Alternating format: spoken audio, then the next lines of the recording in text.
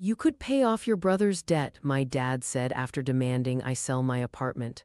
No, I said simply. 8 months later, they tried to sue me. I 30F have always been the reliable, responsible one in my family. Ever since I can remember, I've been the one who had to grow up fast, make the right choices, and keep things together while my younger brother Adam, 28M, got to do whatever he wanted with zero consequences. I never thought my own birthday would be the day my family would finally show their true colors, but I guess some revelations come when you least expect them. Growing up, the difference in how our parents treated us was glaring. I remember my 10th birthday when my parents canceled my small party at the last minute because Adam had a baseball game. I sat in the bleachers, watching everyone cheer for him while no one remembered it was supposed to be my special day. When I turned 16, I wanted driving lessons, but my parents said they couldn't afford them. 3 months later, Adam got a used car for his 14th birthday just to have it ready when he turned 16. These weren't isolated incidents. This was my entire childhood. When college came around, I worked 3 part-time jobs while maintaining a full scholarship because my parents decided that learning financial responsibility was important for me. Meanwhile, Adam partied through 4 different colleges on our parents' dime, changing majors whenever classes got too stressful for him. He graduated 6 years later with a degree in business management and a stunning collection of stories about spring breaks in Cancun. Despite everything, I managed to build a life for myself. I got a job in marketing right out of college and worked my way up to senior manager at a respected firm. I pinched pennies, lived with 4 roommates in a tiny apartment, and took on freelance projects on weekends. After 8 years of relentless saving, I finally bought my own apartment 3 years ago. Nothing fancy, just a modest 1-bedroom in a decent neighborhood, but it was mine, fully paid off, and I was proud of it. All this time, I still tried to be the good daughter. I sent my parents $1,200 every month to help out with expenses, even though my dad still worked and they somehow always had money for Adam's investments. These investments included a failed sports bar, an app idea that never made it past the concept stage, and most recently, some kind of cryptocurrency trading scheme. Despite these failures, Adam still drove a BMW, took lavish vacations, and lived in a luxury apartment that our parents helped pay for. The only person in my family who ever acknowledged my accomplishments was my Aunt Caroline. She was my mom's sister, but they couldn't be more different. While my mom was always focused on Adam, Aunt Caroline would call me just to check in, send me birthday cards with thoughtful notes, and actually remembered what was happening in my life. She made me feel seen when no one else did.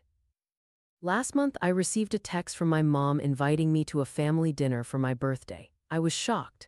They usually forgot my birthday entirely or sent a belated generic text a few days later. For once, I thought maybe they're finally seeing me. I even bought a new dress for the occasion, feeling stupidly hopeful that things were changing. When I arrived at my parents' house, something felt off immediately. The decorations consisted of a single store-bought cake with no candles. Adam was conspicuously absent, which was strange since family gatherings always revolved around his schedule. Still, I pushed my concerns aside and tried to enjoy the rare attention from my parents. After an awkward dinner where my parents kept exchanging glances, my dad cleared his throat and put on what I call his business voice, the tone he uses when he's trying to convince someone of something. "Jesse, we're so proud of how responsible you've been," he began. "You've always been our rock, the one we can count on." My mother nodded enthusiastically. "That's why we know you'll help your brother through this rough patch. It's just a temporary setback in his business." The pieces clicked into place. This wasn't a birthday dinner, this was an ambush. They proceeded to explain that Adam had gotten a little over his head with his latest venture. He'd borrowed money from some investors who were now threatening legal action. The amount, just over $200,000. "We've been thinking," my dad continued, avoiding my eyes, "your apartment has appreciated nicely. If you sell it, you could pay off Adam's debt and still have enough for a down payment on something smaller." I sat there, fork halfway to my mouth, unable to process what I was hearing. They wanted me to sell my home, the one thing I'd worked tirelessly for, to bail out Adam, again. "What about Adam's BMW, his luxury apartment, his expensive watches?" I asked, my voice surprisingly steady. My mother waved dismissively. "Those aren't worth enough, and besides, he needs to maintain a certain image for his business contacts." "Family helps family, Jesse," my dad added sternly. "Adam would do it for you." That was when I laughed. I actually laughed out loud because the suggestion was so absurd. Adam had never done anything for me, not once. No, I said simply, I'm not selling my apartment. The temperature in the room seemed to drop 20 degrees. My mother's face contorted with shock, then anger. My father's expression hardened. After all we've done for you, my mother hissed, this is how you repay us. What exactly have you done for me? I asked quietly. I've been sending you money every month for years. I worked through college while you paid Adam's way. I've never asked you for anything. My father stood up, looming over the table. If you can't help your brother when he needs it, you're no longer part of this family. Those words transported me back to when I was 11, sitting at this same table with tears streaming down my face. I had begged them to come to my honor roll ceremony. Mom, please, I worked so hard, I got straight A's. My mother had barely looked up from helping Adam with his science project, the one I wasn't allowed to help with because he needed to learn independence. She'd said, Jesse, stop being so needy, your brother needs me right now. That night, I'd pinned my honor roll certificate to my bedroom wall. No one ever saw it but me. Now, 20 years later, nothing had changed. I wasn't a daughter to them. I was an ATM expected to pay for Adam's mistakes without question. I gathered my purse and stood up. Then I guess I don't have a family anymore. I walked out to my car and sat there, hands shaking so badly I couldn't put the key in the ignition. Tears streamed down my face as I called the one person who had always been there for me, Aunt Caroline. They're showing you who they really are, she said after I recounted what happened. The question is, what are you going to do about it? Something inside me finally snapped. For years, I'd been the family doormat, giving and giving while receiving nothing in return. Not anymore. I developed a 3-part plan. First, I immediately stopped the monthly payments to my parents. I'd been sending that money automatically for so long that I'd stopped even thinking about it. $1,200 that could have been going into my retirement account or emergency fund instead of subsidizing Adam's lifestyle. Second, I blocked my parents and Adam on my phone, email, and all social media. I needed space to think without their manipulation clouding my judgment. Third, I contacted an attorney. A colleague had recently gone through a difficult family situation and recommended her lawyer to me. I wasn't sure what legal protections I might need, but given how entitled my family felt to my assets, I wanted to be prepared. The attorney, Ms. Reynolds, listened to my story with a sympathetic but professional demeanor.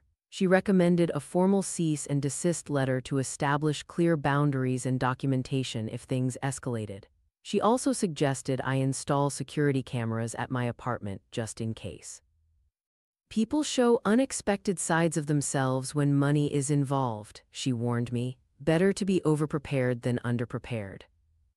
Before I blocked my family, my phone had been flooded with messages. My mother alternated between guilt trips, I carried you for 9 months and this is how you treat me, and thinly veiled threats, you'll regret turning your back on family. My father's messages were colder, calling me selfish and ungrateful. Adam's texts were the worst. Grow up and help the family for once, he wrote, as if I hadn't been supporting them for years.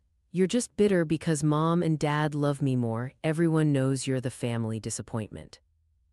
Those words stung because they confirmed what I'd always suspected, that no matter what I achieved, they would never see me as enough. But they also strengthened my resolve. I was done trying to earn the approval of people who would never give it.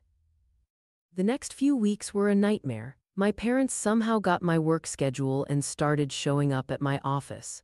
I had to explain the situation to my manager, who thankfully was understanding and had security escort them out when they appeared.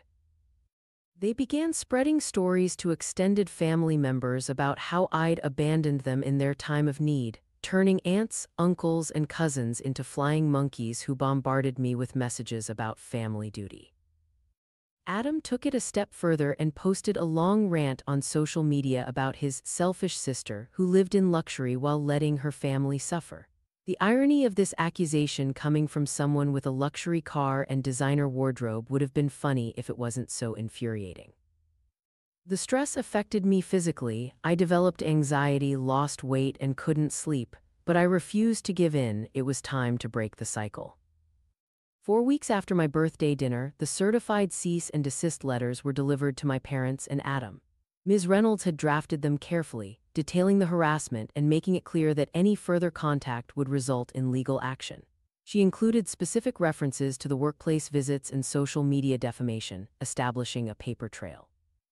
The letters worked, at least temporarily. The barrage of messages stopped. My parents no longer appeared at my workplace. The social media posts were deleted. For the first time in weeks, I could breathe. Aunt Caroline kept me updated on family developments, though I never asked her to.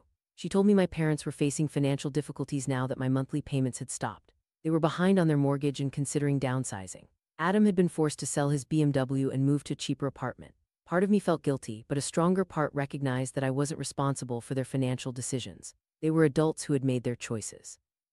2 months passed. I started therapy to work through the complex emotions of essentially losing my family. I took up photography as a hobby and planned a solo trip to the Grand Canyon, something I'd always wanted to do but had always sacrificed for another family emergency. Slowly, I began to heal. Then one evening, my security camera alerted me to movement at my door. I checked the footage and saw my parents standing there, looking noticeably different.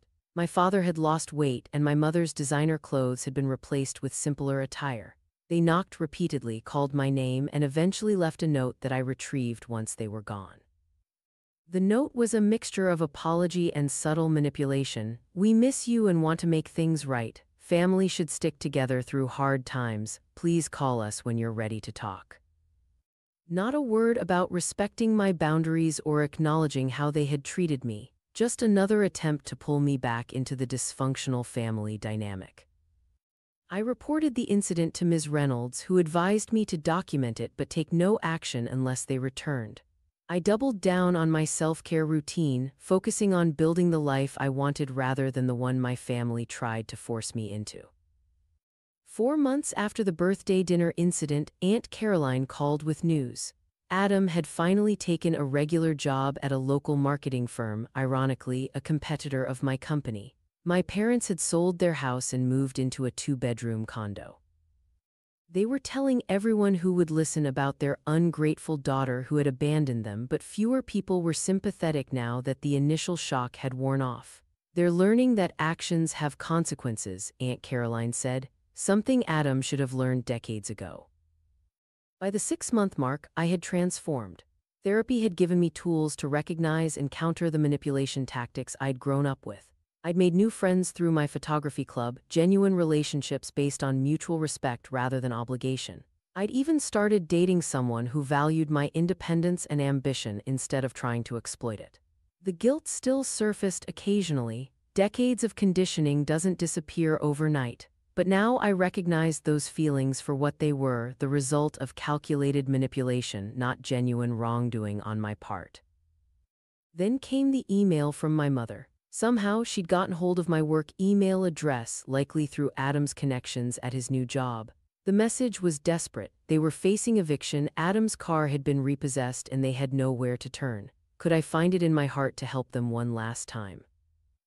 Once, this message would have sent me spiraling into guilt and compliance. Now, I forwarded it to Ms. Reynolds, who added it to the documentation file and sent a stern warning to my mother about circumventing the no-contact order. I felt nothing but pity, not for their situation, they had created that themselves, but for the emptiness of their lives. They had sacrificed a relationship with their daughter on the altar of enabling their son, and now they were facing the consequences of that choice. Last week I closed on a small vacation cabin in the mountains, a place where I could pursue my photography and find peace. As I settled in, I found myself staring at the last family photo still saved on my phone. It was from 3 Christmases ago, me standing slightly apart while my parents beamed at Adam. I'd kept it as a reminder of what I was trying to fix, a relationship that was broken long before the birthday dinner. I walked to the fireplace, turned on the recording app on my phone, and spoke clearly. "I release you. I release myself from the obligation to fix what you broke. I release myself from the guilt you planted. I release myself from the hope that you'll ever see me." Then I deleted the photo, watching as the pixels disappeared forever. The symbolic weight of that small action left me feeling lighter than I had in years. As I stepped onto the porch to watch the sunset, my phone buzzed with a text from an unknown number. It was Adam. "They're taking the condo. We'll be on the street. This is on you."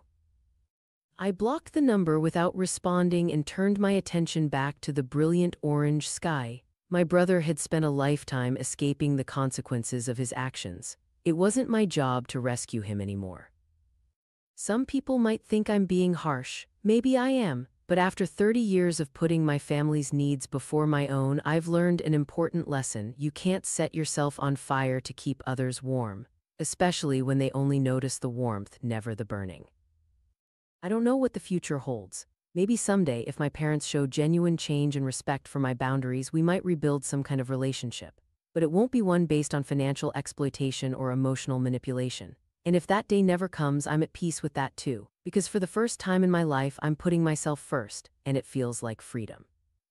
Life has a strange way of coming full circle. Yesterday, I received a formal letter from a law firm representing my parents. They're claiming that the monthly payments I had been making were actually loans from them to me, which they expect to be repaid with interest. They're asking for over $50,000. I forwarded the letter to Ms. Reynolds, who actually laughed. "They have no documentation, no case, and they're just trying to scare you," she assured me. "This is desperation, plain and simple." She's preparing a response that will shut this down quickly, but it reinforced that I made the right decision cutting ties. There's no low they won't sink to. Meanwhile, I've been promoted at work. My photography was featured in a local gallery, and I've started volunteering at a financial literacy program for young adults. Helping others avoid the manipulation I experienced has been healing in ways I never expected. Aunt Caroline moved closer to me last month, and we have dinner together weekly. She told me that Adam has been telling people I stole his investment money, but no one believes him anymore. His pattern of failure and excuses has become too obvious. As for me, I'm done looking back. My apartment is still mine, my boundaries are stronger than ever, and I've finally learned that sometimes the family you choose is more valuable than the family you're born into. I choose me every single day.